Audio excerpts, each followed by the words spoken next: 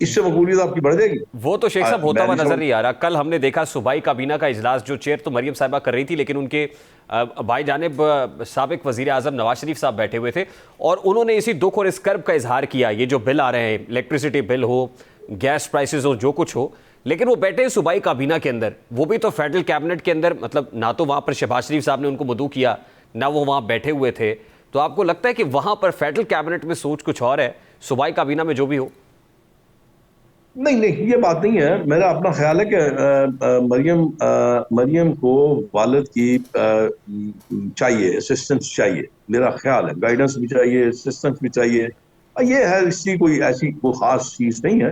ठीक है, वो पार्टी के सरबराह भी हैं, पार्टी के रुए रवां भी हैं। तो इसमें ये कोई इतनी कोई अचंभे की बात नहीं है, और ना ही इतना कोई ऐसी बात है जिसको हम डिस्कस करें। और बहुत से मामला हैं जिनको आपकी तवज्जो चाहिए, आपके इनपुट चाहिए, आपकी कोई उसमें तजावीज चाहिए। अब लेकिन यहाँ पे एक और फिर देखे ना, आप भी गुस्सा कर जाएंगे ना। अब मुसीबत ये है कि यहाँ पे एक मुसीबत ये हुई है कि यहाँ पे हर कोई तो रस्तू बना हुआ है। अब कहने को तो सारे कह देते हैं, लेकिन ये बताएं इसको हल कैसे किया जाए, इसका हालात इसको ठीक कैसे किया जाए। अब देखिए, मैं आपको एक गुजारिश करता हूँ, मेरी छोटी सी आपसे जी एक जी। गुजारिश है। मतलब मैं आपसे, मैं जिस उम्र के हिस्से में मैं हूं, मैं तो इस मुल्क की खैर ही मांगूंगा ना, क्योंकि मेरा तो सारा कुछ यहीं पे है। मेरा जीना मरना इस मुल्क के साथ है। मेरा कोई बाहर, मुझे तो कोई चपरासी की नौकर नहीं देगा। तो मैं कहाँ जाऊं? मुझे रहना तो यही है, मरना भी यही है, मुझे जीना भी यही है, मेरा सब कुछ यहाँ पे है। तो मैं तो दुआ ही करता हूँ अल्लाह से कि खुदावंद करीम इस मुल्क को तरक्की दे, इस मुल्क को दुआम दे, इस मुल्क को मजबूत करे। और अब मैं ये बार बार ये कहता हूं कि हमें अब इन चीजों से बाहर आ जाना चाहिए, अपनी जाति प्रखार से, अपनी जाति अना से, अपनी जाति मुखालफत से हमें उठ के सोचना है। इस मुल्क के लिए सोचना है, मुल्क के आवाम के लिए सोचना है। अब पता नहीं किस तरफ आपकी सियासत किस तरफ जा रही है, क्या हो क्या रहा है, मेरी समझ से बाला था। तो शेख मैं साहब, नहीं आपको समझ नहीं पा लगता रहा। कि बड़ी कॉम्प्रोमाइज्ड सियासत है? यानी उसके लिए जो बात आप कह रहे हैं, in true spirit and sense आवाम को डिलीवर करने के लिए आपको मजबूत हुकूमत भी तो चाहिए। आप सिविल सुप्रीमेसी की जंग नारा नहीं लगा रहे नहीं होते यार, हैं, लड़ रहे होते हैं, नहीं बैकडोर नहीं जो नहीं, है फैसले हो ऐसा रहे ये होते हैं। है। देखिए, मैं आपको गुजारिश करूं, ऐसा ये है कि आपको पॉलिसीज बनाने में तो कोई चीज माने नहीं है ना। आप पॉलिसीज बना सकते हैं, आप अपने बैरूनी दोस्तों से राब्ता कर सकते हैं। अब देखिए, मैं आपको ये बात आप मनफी ना लीजिएगा, मैं ये बात वैसे आपके साथ शेयर करता हूँ। जी देखिए, मैं हमेशा ये बात करता हूँ, हमारे मुल्क के साथ तीन बड़ी अहम चीजें हैं। पहली चीज, आप पाकिस्तान जो है, पाकिस्तान इस्लामी जमहूरिया पाकिस्तान दुनिया के सारे इस्लामी ममालिक से सबसे बड़ा स्टेट है। आपके पास जो फौज है वो दुनिया की बेहतरीन फौज में से आती है। आपकी इंटेलिजेंस बेहतरीन इंटेलिजेंस है।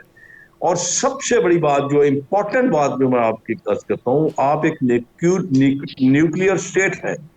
अब मुझे ये बताएं कि ये सब कुछ जो आपके पास है, इसके बाद भी आप अगर तनहा रहते हैं, इसके बाद भी आप अगर अपने आप को ये समझते हैं कि आप बहुत कमजोर हैं, आपका कोई पुरसाने हाल नहीं है, तो फिर अल्लाह ही मालिक है। फिर इसका मतलब है कि आप अपने पैरों पे खुद खड़ा नहीं होना चाहते। आप अपने बैरूनी दोस्तों से बात कीजिए, आप उनसे राब्ता कीजिए, आप उनसे कहिए, आप उनको अपने ऑन बोर्ड लीजिए। पाकिस्तान को आप निकाल सकते हैं इस टर्मोइल से। ये कोई इतनी बड़ी रॉकेट साइंस नहीं है, लेकिन उसके लिए बहुत कुछ करना पड़ेगा। जैसे अभी आपने देखा, कुछ लोगों ने अपनी तनख्वाहें छोड़ दी, किसी ने अपनी वो गाड़ियां छोड़ दी। भाई गाड़ियां तो छोड़ दी हैं, वो अल्ले तल्ले भी छोड़ दो। वो जो ब्रांडेड आप सूट पहनते हैं वो भी छोड़ दो। छोड़ दो सब कुछ, अपने आप को ले आओ जमीन के ऊपर, जो एक आम आदमी की जिंदगी है उस पर ले आओ, और तुम्हें पता भी चले कि आम आदमी क्या रहा है। तो इस तरह एक तरह छोड़ देने से, एक तरह ना लेने से, या एक गाड़ियों के इंतराज छोड़ देने से आपका काम तो नहीं खत्म होएगा।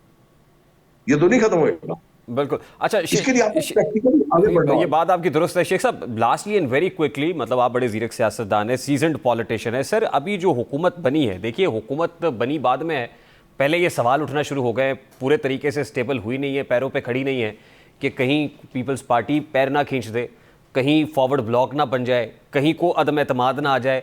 इतने खौफ के माहौल में आपको ये मामला चलता हुआ नजर आ रहा है? बस क्विकली जरा कोई मैं कमेंट ऑन मैं दिस सर। गुजारिश करूँ आपको, जी मैं जी। आपको गुजारिश करूँ यहाँ पे आपको बड़े दिलेराना फैसले करने पड़े, बड़े बड़े ही अपना स्ट्रांग फैसले करने पड़ेंगे, मजबूत फैसले करने पड़ेंगे।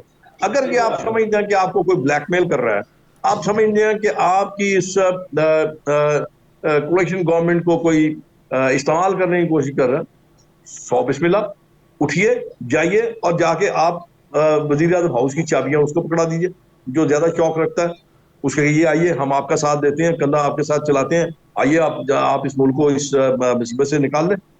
तो ये इसका बेहतरीन, लेकिन उसके लिए आपको कदम उठाना पड़ेगा, जो मैं आपको अर्ज कर रहा हूं। फिर दूसरा जो आपके पास हल है, आप एक कान से सुन के उसी कान से निकाल दें और अपना फोकस आप अपने उन मसाइल की तरफ करें जो इस मुल्क के बुनियादी मसाइल हैं लोगों के, वरना तो फिर चलता रहेगा। और मैं एक और यहाँ पे आपसे अर्ज कर दूं जी। आपकी विसासत से, फिर एक वक्त ऐसा भी आएगा कि लोगों का इत्मीनान आपके इस सिस्टम से उठ जाएगा, वो खतरनाक चीज होगी। और आपको नहीं लगता कि स्लोली ग्रेजुअली उस तरफ मामला जा रहा है अगर यहाँ पे ना संभाला गया? मैं यही तो आपको अर्ज कर रहा हूँ ना, इसको कौन रोकेगा? आप तो नहीं रोक सकते, मैं तो नहीं रोक सकता इसको, तो आपको खुद मिलके बैठ के सोचना है। तो सबका फ्यूचर है इसमें अकेला मुस्लिम लीग का फ्यूचर नहीं है, इसमें बाकी सारी जुमला सियासी जमातों का फ्यूचर है, बहुत तो उसके बहुत लिए सबको सोचना है। Very true. शेख रुहेल असगर साहब, बहुत शुक्रिया आपके वक्त के लिए। अलहाज शेख रुहेल असगर नून के मरकजी रहनुमा हमारे साथ मौजूद थे। जाहिर है ये कंसेंसस डिसीजन होंगे, मिलके चलेंगे तो मामला आगे होगा, लेकिन ये जो पॉलिटिकल नैरेटिव्स हैं at this point in time, इनको अब इसकी क्या ज़रूरत है?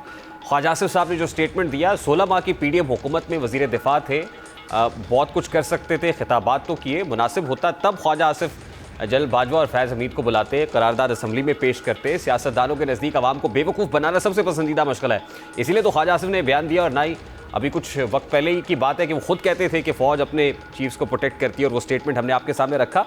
और आज हम इसलिए ये बात कर रहे हैं कि पाकिस्तान मुस्लिम लीग नून के अपने ज़ौमा ये बताते रहे हैं कि एक तरफ तो सिविलियन सुप्रीमेसी की जंग लड़ी जा रही थी, तो दूसरी तरफ वो कैसे बंद कमरों के अंदर जाकर मुलाकातें कर रहे थे क़यादत की बापर। तो ज़ुबैर साहब का या